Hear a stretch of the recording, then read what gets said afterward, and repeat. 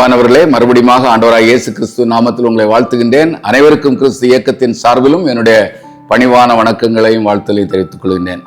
கடந்த முறை நான் யோனா தீர்க்கதரிசியின் வாழ்க்கையிலிருந்து அவருடைய அழைப்பு, அது ஆண்டவருடைய கோணத்தில் நம்ம எல்லாம் அடிக்கடி திங்க் பண்ணுவோம். அவர் ஏன் இப்படி ஓடி போறவரை கடவுள் ஏன் அங்க செலக்ட் பண்ணி இந்த பெரிய காரியத்தை கொடுத்தாருண்டா, ஆனால் கடவுள் பட்சத்தில் நாம் சிந்திக்கும் பொழுது ஆண்டவர் தவறு செய்யவில்லை. அவருடைய திறமைகளை பார்த்து பல குணங்களை நாம் சிந்தித்தோம். ஆண்டவர் அழைத்தார் என்று பார்த்தோம். ஆனால் இன்றைக்கு நான் இன்னொரு கோணத்திலே உங்களோடு சிந்திக்க விரும்புகின்றேன். இந்த அழைப்பை அவர் ஏற்றுக்கொள்ளாதனால், அதாவது முழு மூச்சாக அவர் ஏற்றுக்கொள்ளவில்லை. இல்ல, அவர் ஓடி போனார், வேற ஒரு இடத்துக்கு போறார். 400 கிலோமீட்டர் தூரம், 800 கிலோமீட்டர் தூரத்துக்கு போக சொன்னா, நினிவேக்கு போக சொன்னா, அவர் 4000 கிலோமீட்டருக்கு அந்த பக்கம் உள்ள தர்சீஸுக்கு ஓடுறார். ஈஸ்டுக்கு போச்சுன்னா அவர் வெஸ்டுக்கு ஓடுகிறார். ஆகவே இப்படி ஆண்டவருடைய அழைப்பை அவர் ஏற்றுக்கொள்ளாதபடினால் அவர் இழந்தது என்ன, ஆவிக்குரிய ஆசீர்வாதங்கள் என்ன, இதை சில காரியங்களை உங்களோடு நான் பகிர்ந்து கொள்ள விரும்புகின்றேன். மோசே ஆண்டவரால் அழைக்கப்பட்டவர். அவர் அந்த பார்வோனின் அரண்மனையிலே தகுதி உருவாக்குவதற்காக ஆண்டவர் வைத்திருக்கின்றார். ஆனால் ஒரு சிறு தவறு செய்துவிட்டு அங்கு ஓடிவிட்டார். வனாந்தரத்திலே ஆடுகளை மேய்க்கின்றார். அவரே ஆண்டவர் திரும்ப அழைத்து கொண்டு வருகின்றார். ஆனால் அவர் திரும்ப ஒத்துக்கிட்டார். இல்ல, திரும்ப வந்து அவர் அந்த வேலையை செய்கின்றார். பவுல், நான் ஏற்கனவே கடந்த முறையில் சொன்னேன், பவுல் ஆண்டவருக்கு விரோதமாக செயல்படுகின்றார். பவுலை ஆண்டவர் தொட்டார். திரும்ப வந்து தன்னையே முழுவதுமாக நான் ஒன்றுமில்லை என்று சொல்லுகின்ற அளவுக்கு தன்னை அர்ப்பணிக்கின்றதை பார்க்கின்றோம். பேதுரு மீன் பிடிக்கின்ற எக்ஸ்பர்ட், அவரை மனிதரை பிடிப்பதற்காக ஆண்டவர் அழைத்தார்.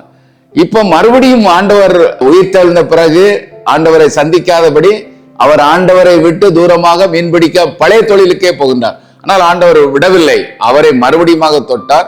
திரும்பவும் அவர் வந்து தன்னை தியாக பலியாக ஒப்பு கொடுக்கின்ற அளவுக்கு அவர் ஊழியம் செய்கின்றார். ஆனால் யோனா வந்து அப்படி இல்லை. அவரை அழைக்கின்றார். அவருக்கு நல்ல க்ளோஸ்லி ஒர்க்கிங் வித் காட், நல்ல கரேஜியஸ் பர்சன், நல்ல ட்ரஸ்ட் வர்த்தி, இதெல்லாம் இருந்தாலும் அந்த மக்களை 1,20,000 மக்களை ரட்சிக்கக்கூடிய காரியத்தில் மட்டும் அவர் ஒரு விருப்பம் இல்லாத செயலை அவர் வெளிப்படுத்துகிறதை நாம் 4வது அதிகாரத்திலே வாசிக்கின்றோம். அந்த மரம் பட்டு போகின்றது, நான் என்ன உயிரை எடுத்துக்கொள்ளும் சுவாமி நல்லா சொல்றாரு. ஆகவே இந்த முழு எபிசோட்லயும் இந்த 4 அதிகாரத்திலும் அவருக்கு கிடைத்திருக்க வேண்டிய ஆசீர்வாதங்களை இழக்கின்றார். ஆவிக்குரிய ஆசீர்வாதங்கள். முதலாவது என்ன இழக்கின்றார் என்றால், ஆண்டவருடைய பிரசன்னத்தை இழக்கின்றார். தேவ பிரசன்னத்தை இழக்கின்றார். The presence of God. இதான் ரொம்ப பெரிய ஆசீர்வாதம். If God is with me, if God is with us, who can be against us? Oh, what a mighty word. கர்த்தர் என்னோடு இருந்தால் யார் எனக்கு எதிராக இருக்க முடியும்? ஏன்னா because he is with us. இங்க அவன் தேவ பிரசன்னத்திலிருந்து அதை இழப்பதற்காக, அதாவது நார்மலா கர்த்தருடைய பிள்ளைகள் என்ன செய்வார், தேவ பிரசன்னத்துக்காக ஏங்குவார்கள், காத்திருப்பார்கள்.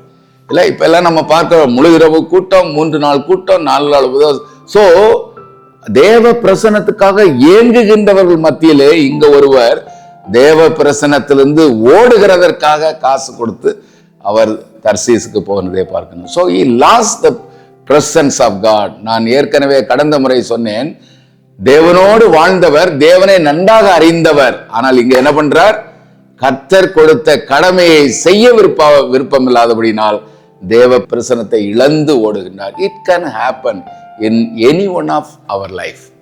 ஆண்டவர் கொடுக்கின்ற அழைப்பை நாம் ஏற்றுக்கொள்ளாதபடிக்கு வேறு பாதையில் திரும்பினோம் என்றால் அங்கு பிரசன்னம் தடைபடுகின்றது. அன்பானவர்கள், தேவ பிரசன்னத்தை he lost the presence of God. உன்னதமானவரின் மறைவில் இருக்கிறவன் என்று வேதம் சொல்லுகிறது.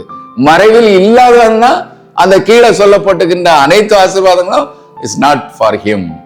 சோ அவருடைய மறைவில் இருக்கும் பொழுதுதான் அவருடைய குடையின் கீழ், நிழலின் கீழ், சாயலின் கீழ் தங்க முடியும். சோ தேவ பிரசன்னம் வெரி வெரி வெரி இம்பார்ட்டன்ட். யாத்திராகம புஸ்தகம் 33வது அதிகாரம் 15வது வசனத்திலே மோசே அந்த இஸ்ரவேல் மக்கள் செய்த அந்த பெரிய தவறு நிமித்தமாக ஆண்டவர், சரி மோசே நீ போ, நான் உன்னை பார்த்துக்கிட்ட உதவி செய்யறேன். ஆனால் மோசே திட்டவட்டமாக, ஆண்டவரே உம்முடைய சமூகம் என்னோடு செல்லாவிட்டால் டோன்ட் சென்ட் அஸ், கானானே எங்களுக்கு வேண்டாம், இந்த இந்த வேலையே எங்களுக்கு தேவையில்லைன்னு சொல்லிட்டு ஆண்டவரிடத்திலே போராடுகின்றதை நம்ம பார்க்கின்றோம். சோ தேவ சமூகம் மிக மிக முக்கியமானது. தாவீது ஆண்டவரை நன்றாக அறிந்தவன், ஆண்டவருக்கு பிரியமானவன். அவன் ஒரு தவறு செய்யும் பொழுது உடனே உணர்கின்றான், நான் தேவ சமூகத்திலிருந்து தள்ளப்பட்டிருக்கலாமோ. உடனே அவன் திருந்தி சங்கீதம் 51 அதனாலதான் வருகிறது, சொல்லுங்க, உமது சமூகத்தை விட்டு தள்ளாமலும் உமது பரிசுத்தாவியை என்னிடத்திலிருந்து எடுத்துக்கொள்ளாமலும் சுவாமி என்று சொல்லி அவன் அங்கே அப்படியே தாழ விழுகின்றதை நாம் பார்க்கின்றோம். இரண்டாவது அவன் இழந்து போன ஆசீர்வாதம், தேவ சித்தத்தை செயல்படுத்த முடியாத கையால் ஆகாதவனாக மாறினான். அதாவது தேவ மிஷன், காட்ஸ் மிஷன், காட்ஸ் மிஷனை அவனால செயல்படுத்த முடியவில்லை. காட்ஸ் மிஷன் என்ன, அவனுக்கு சிம்பிளி ப்ராஃபசைஸ், தட்ஸ் ஆல். போ அங்க போய் சொல்லு, அவரு வேற ஒண்ணும் சொல்லல, மக்களை அடி உத சாபம் போ, நத்திங் இஸ் தேர். அவனுக்கு வேலை என்ன, போகணும், ஆண்டவர் சொன்ன வார்த்தையை சொல்ல வேண்டும், எச்சரிக்க வேண்டும், தட்ஸ் ஆல். அவ்வளவுதான். ஒரு 4 வார்த்தை சொல்லதான் சொன்னார். அதை அவன் சரியாக உணர்ந்து அது செயல்படுத்த வேண்டும் என்பதை அவன் யோசித்து அதற்காக தன்னை அர்ப்பணிக்காதபடிக்கு அவன் அதை இழந்து போகின்றான். இந்த பிரபஞ்சத்திற்கு ஒத்த வேஷம் தெரியாமல் கர்த்தருடைய நன்மையும் பிரியமும் பரிபூரணமான சித்தத்தை நீங்கள் அறிந்து கொள்ளும்படி மனம் புதிதாகனாலே மறுரூபப்படுங்கள் என்று சொல்லி ரோமர் 12:1 சொல்லுது. ஆண்டோடைய சித்தத்தை அறிவது சாதாரண காரியம் அல்ல. அன்றைக்கு யோனா இவ்வளவு பெரிய ஒரு ரட்சிப்பு நடக்கும்னு அவன் தெரிஞ்சு, இது இப்படி வருஷமா என்ன தியானிப்பாங்கன்னு அவருக்கு தெரிஞ்சிருந்தா கண்டிப்பா இதுக்கு அவர் சூப்பரா அந்த வேலையை செய்திருப்பார் இல்ல.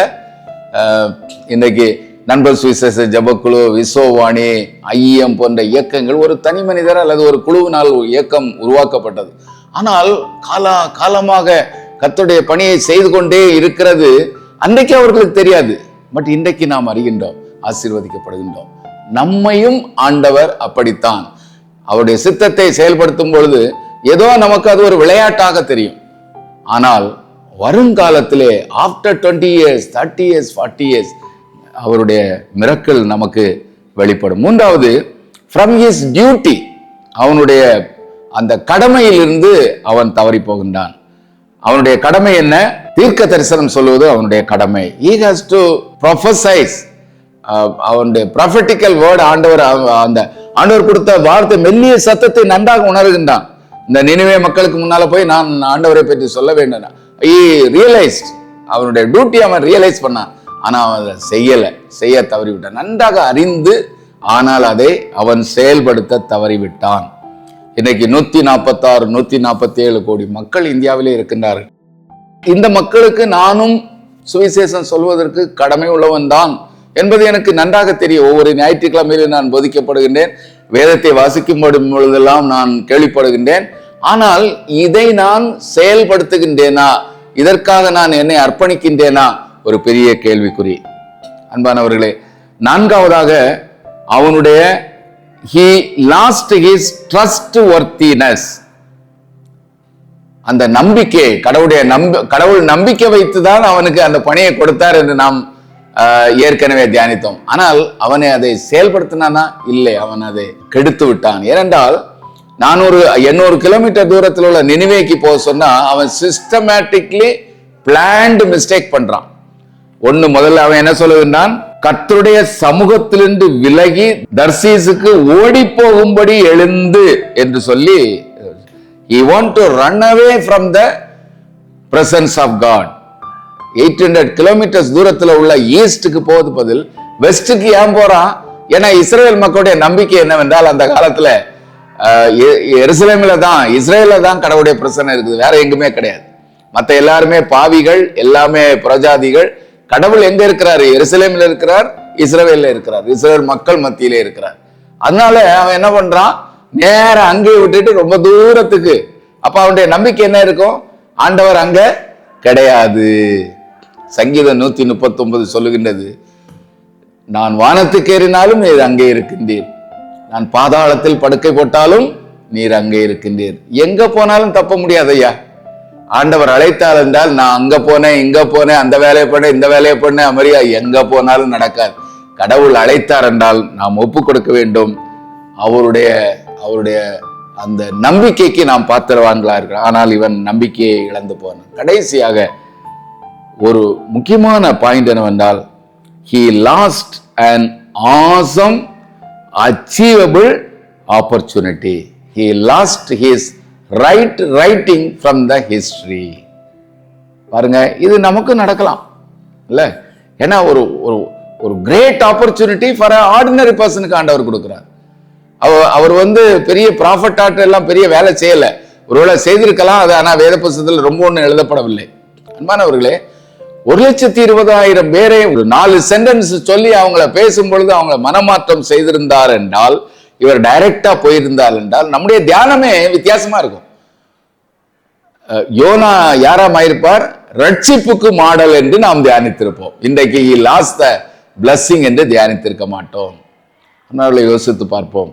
நம்முடைய வாழ்க்கையிலும் அநேக தரம் பல விதங்களிலே ஆண்டவர் நம்மை அழைத்திருப்பார்.